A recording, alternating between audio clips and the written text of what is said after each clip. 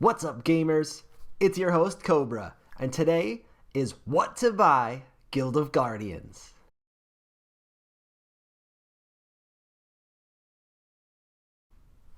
What to Buy is a series of videos that I do for every project that makes it into our core portfolio, and the idea is to give just a little bit of basic guidance on what you need to actually play and earn within that project.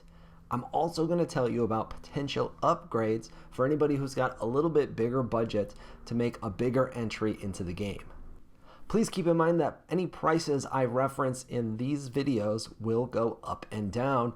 By the time the videos are published, some of the prices are likely to be different. However, the core advice of what it is that you need likely should remain the same. Any project that has a what to buy video is a project that is a part of our core portfolio. And as a reminder, our core portfolio are the projects that we are already invested in and regularly covering on this channel. Guild of Guardians is a dungeon raiding game, and it's also a free-to-play game. That means that technically the answer to what to buy can be nothing, which is great. And if the game is already out when you're watching this and you want to dip your toes in before you make an investment, I think that is a really smart idea. That said, if you want to start playing and earning from day one, you're going to need the NFT heroes and the other NFTs that are part of the game's ecosystem, and we're here to guide you in terms of what to start out with. To play the game, you need a total of 4 heroes. And that is really it.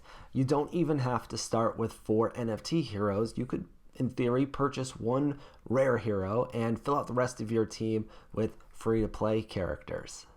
However, to maximize your earnings, the recommended starting portfolio for Guild of Guardians is 4 heroes, 1 pet, and 1 energy token.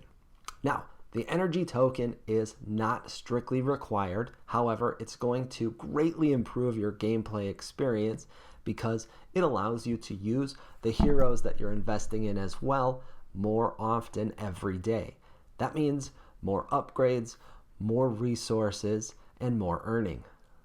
Now, the beautiful part about Guild of Guardians is that the heroes come in a wide variety of rarities and types, which means that you've got quite a few different entry points, and the NFT heroes start out at the rare rarity, and those go for 0.0125 and up.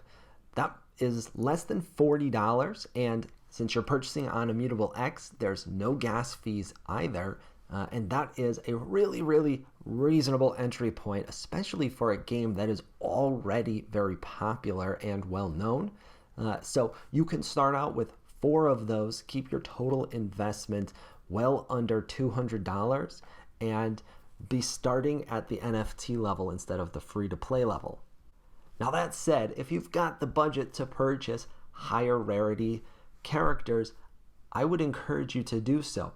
Now, there's no reason why you need all 4 of your characters to be at the same level, and if you're willing to spend a little bit more than the minimum, you should also consider getting more than 4 heroes, as a wide roster is going to allow you to position the heroes and build your team specifically to the task at hand.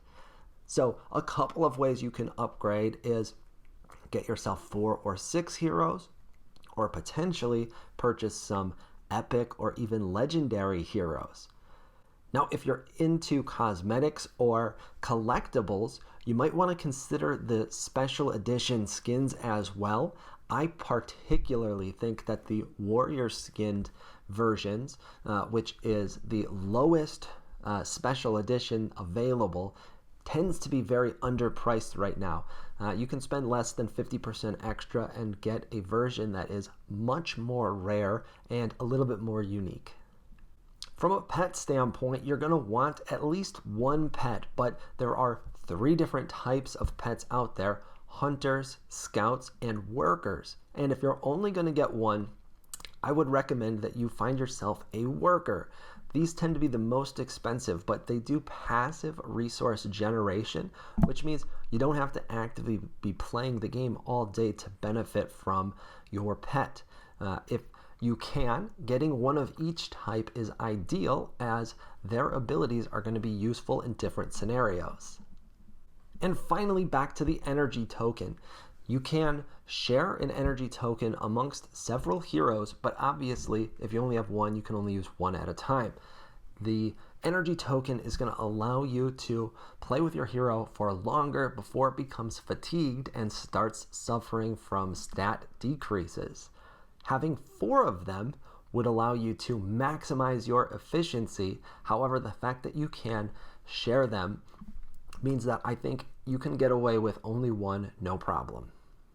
Finally, if you're interested in running your own guild, you're going to need to purchase a guild token as well. None of these come cheap, so make sure it's something that you're really interested in before making that investment, but it does allow you to earn a greater share of the guild's rewards.